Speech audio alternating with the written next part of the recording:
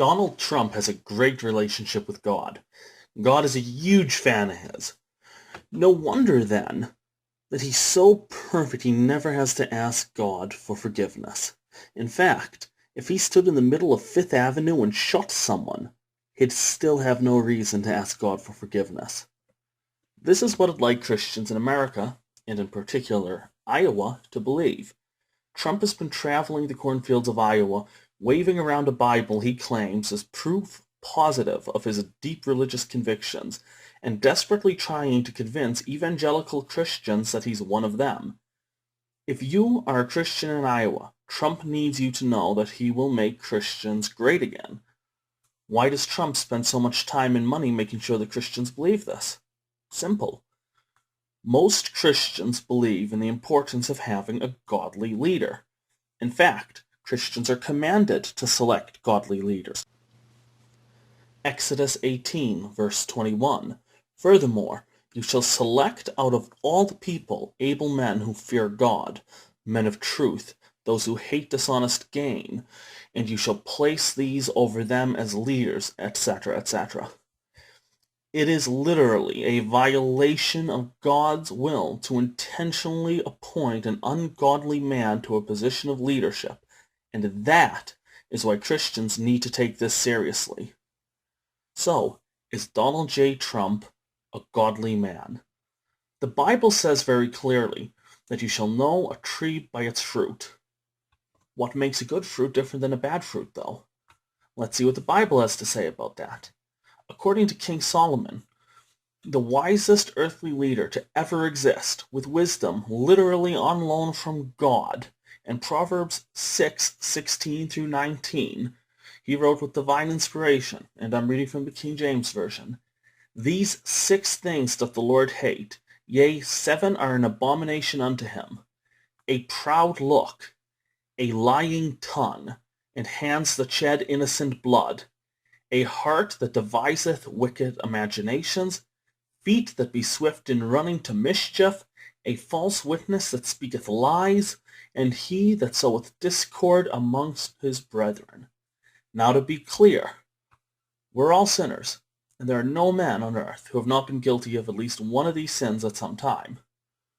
When those things start to define a person, though, that's when we run into issues and should really question if someone is a godly man. So, do any of these things that God hates define Donald Trump? Let's start from the beginning. Solomon says a proud look. That's just another way of saying arrogance. Honestly now, does anyone doubt that this defines Donald Trump? What's crucial here is not that Donald Trump is guilty of arrogance, but that he's proud of it and embraces it. He runs on it. Donald Trump spends a huge amount of his time speaking, praising himself for his wealth, for his looks, and for his political and financial success. Humility is a word as foreign to Donald Trump as style. What about a lying tongue? Again, this is something that Donald Trump embraces and brags about. He literally brags in his books and in his interviews about lying to benefit his business ventures. Everyone is tempted to lie once in a while, and most everyone breaks down at least once in their life and tells a lie. Very, very few people embrace it as a virtue and brag about it the way that Donald does. The third thing that God hates, hands that shed innocent blood. Trump, to his credit, is not guilty of this. While he brags about being able to kill someone and get away with it, and he says he would not rule out killing a journalist as president, as far as one can tell, those statements were meant as jokes and reflect more on his awful and out-of-touch sense of humor than on his character. So let's move on to the fourth. A heart that deviseth wicked imaginations, or in common English, a person who schemes. Would plotting to rip off your investors and ruin your business partners and then bragging about it to the world qualify? He literally totes this evil as one of his qualifications for the high office he's running for.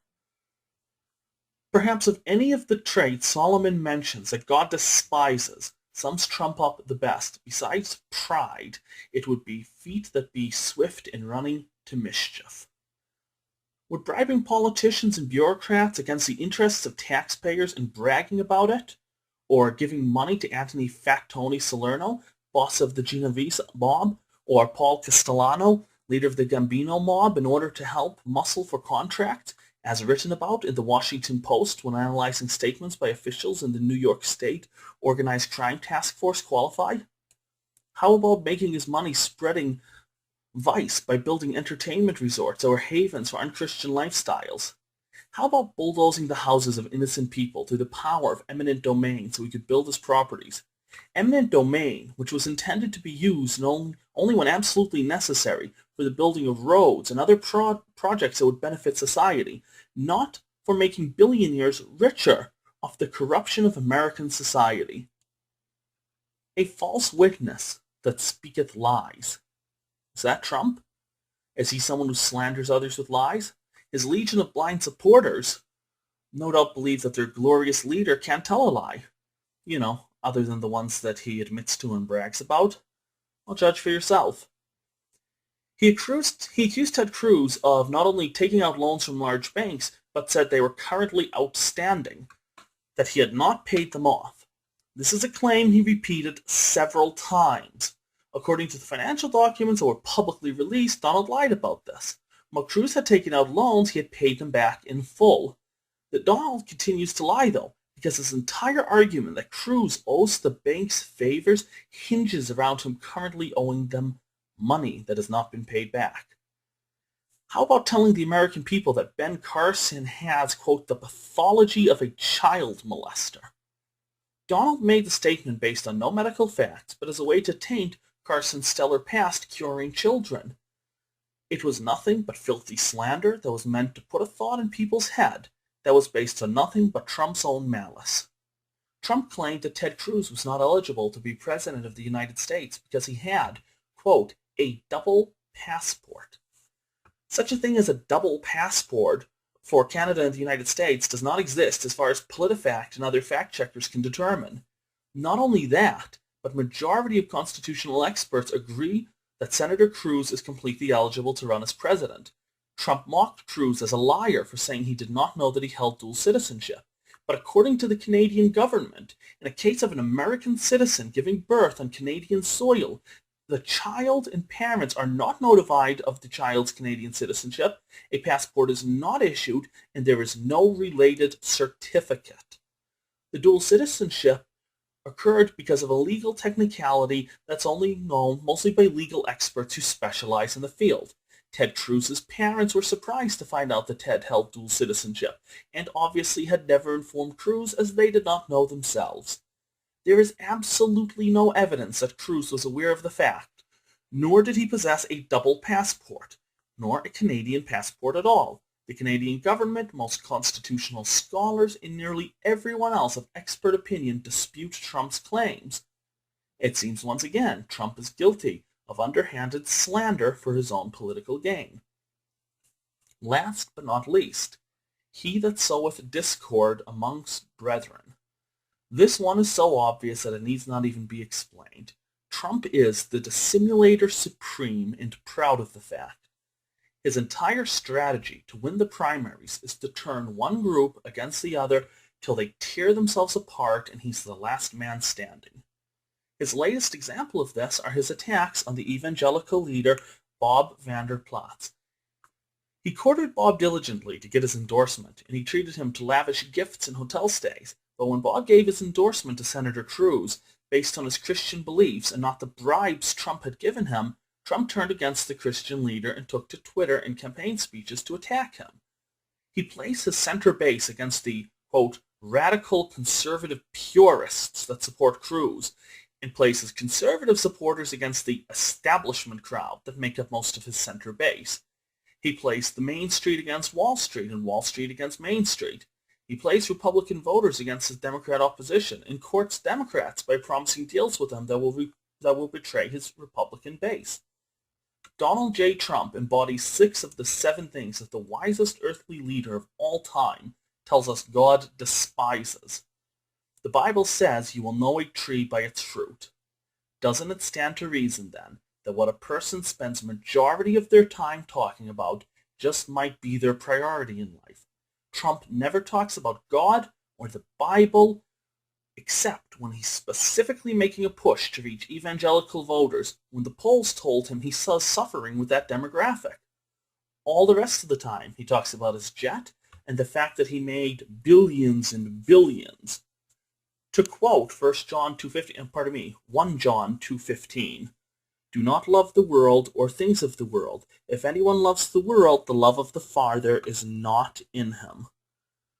The truth is that Donald's life does not in any way reflect the Christian lifestyle, no matter how many times he holds up a dusty Bible to prove that he went to Sunday school as a child.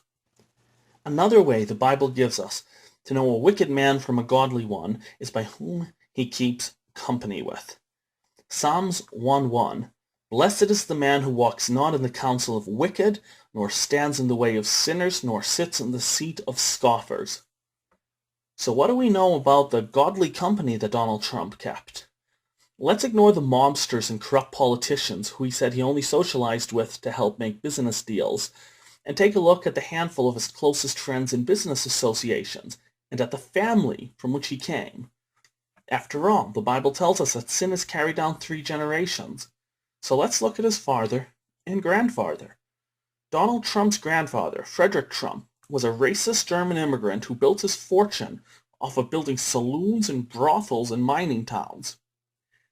He later traveled back to Germany and converted his US dollars he made off of liquor and prostitution to marks to avoid paying taxes in the US. The apple didn't fall too far from the tree.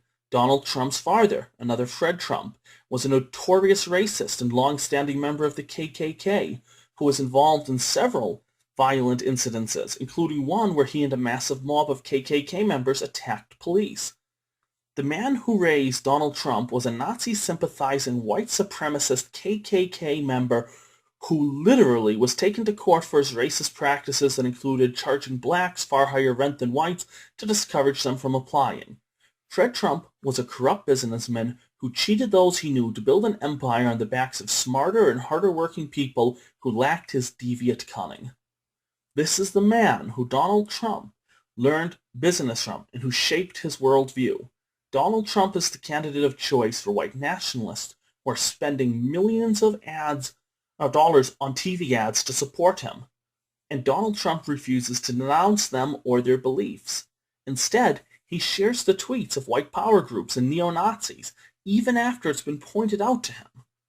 It's hard to deny that Trump's father and grandfather shaped his beliefs. But still, a man can't choose his family, right?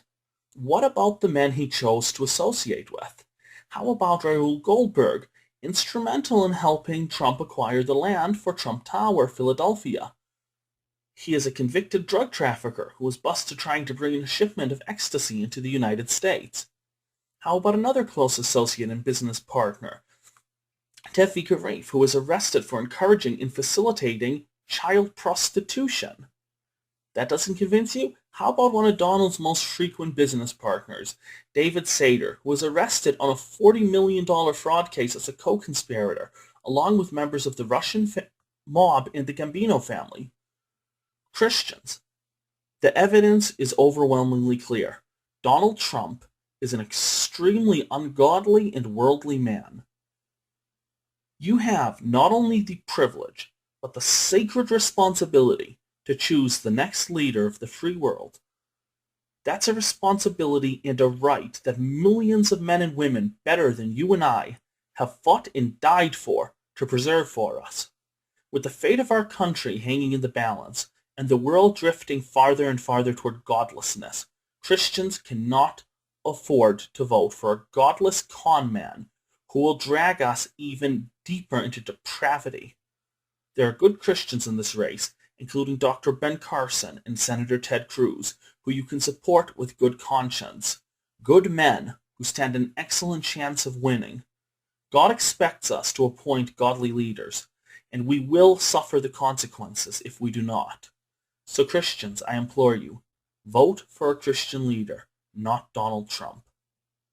Please leave any comments or criticisms below, and don't forget to like and share the video if you agree.